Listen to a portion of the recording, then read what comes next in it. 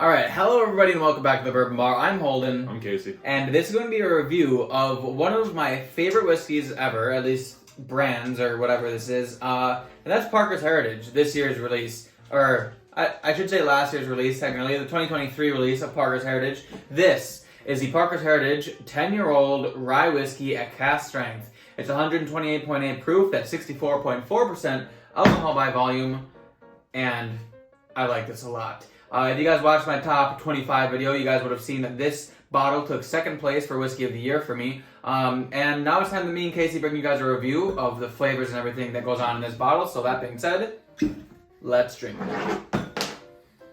So this bottle is Parker's Heritage, if you guys don't know, is a Heaven Hill product. The mash bill of this is a barely legal rye, which means 51% corn, which is kind of Heaven Hill's thing for a lot of their rye whiskeys. And if you guys don't know the story of Parker's Heritage, there's a necktie that comes with it that explains it. But basically, every purchase of this bottle, so part of the proceeds go to ALS. So Parker Bean was diagnosed with ALS, and so that's why part of the proceeds go to it, which is honestly really cool. Now, this bottle retails at about $180 MSRP, which I got it for about $200. Either way, that's perfectly fine with me because I got one. Absolutely worth it, especially being my second best whiskey of the year. So, that being said, Casey and I are going to go ahead and drink this bad boy. Super dark. Have you had this yet?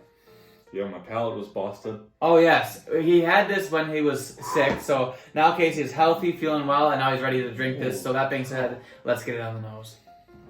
That is proofy. It smells so good. We're coming off a flight of Large City Barrel Proofs. If you guys haven't watched that video, hit the link and go watch it. It came out on Sunday, but this is coming off of that, and this smells way better. Awesome. Full body, delicious. So much oak and fruit in the nose. Yeah. Yeah. It's so dark and oaky. You ever just sit in front of a bottle of Parker's Heritage and just resist the urge to scream, yeah! No! But honestly, it's just like full body to the max.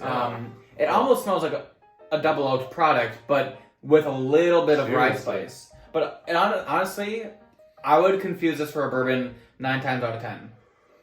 There's rye aspects in here, but it's very easy to tell that this is a barely legal. If you gave me this and I had to do it blind, off the nose I wouldn't be able to get it. Yeah, no.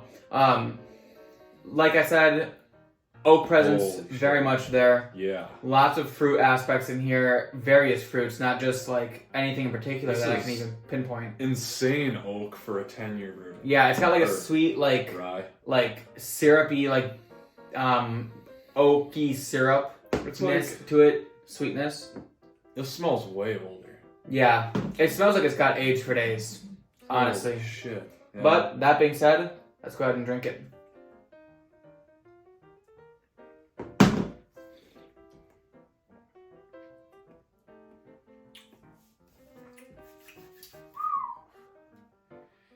This does drink all of 128 proof. Oh yeah. But in the best way possible. It's not like 108 proof punching you right in the face. It's like 108 proof hugging your throat all the way down and just leaving your chest all nice, warm, and fuzzy. Damn. It's got more of the rye spice here on the palate, but not like overly floral or rice like forward. It's just that the spiciness comes across as a little bit more of like a rye spice clove than it does any kind of cinnamon, in my opinion. I get a little bit of still a little tannic oak. I think I said that last time. I don't hate that. It's got like the right amount of tannic oak. And this is coming off of last year's batch, which was a double oaked bourbon at 15 and 13 years old. And that one is far more tannic than this. This is awesome. Holy cow. There's a degree of red fruit in here that I'm getting on the palate, like a nice dark, like black cherry. Nice of it.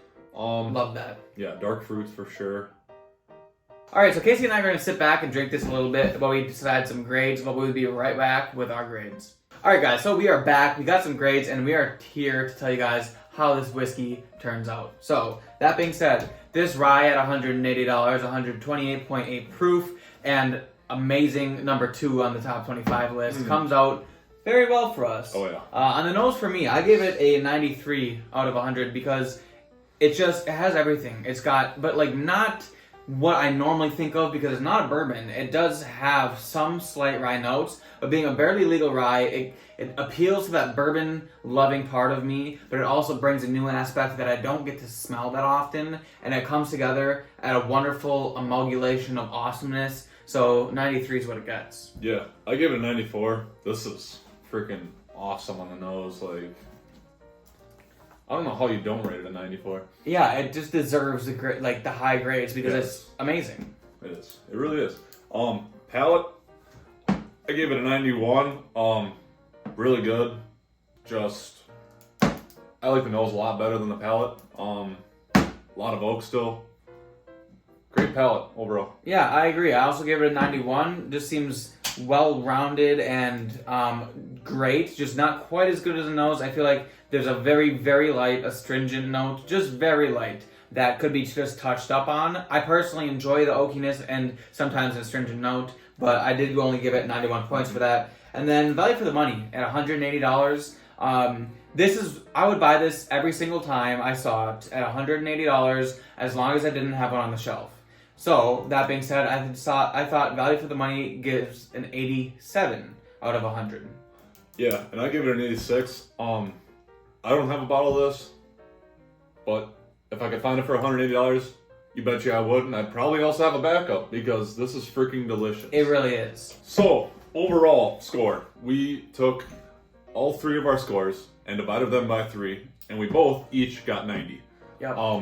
90, we also agreed that it is one of the higher up bourbons that we've tasted. Yeah, one of those things that like it's so good you don't want to drink it all the time, but if you have an excuse to drink it, you want to be drinking it. Absolutely. Top tier, like top shelf, 100%. Some of the best that you'll ever taste. Yeah. So that being said, guys, this whiskey for us is a must buy. If you guys see it on the shelf, I wouldn't pass it under any circumstances unless it was like, I don't know, $300. I wouldn't hesitate to pull the trigger at $250.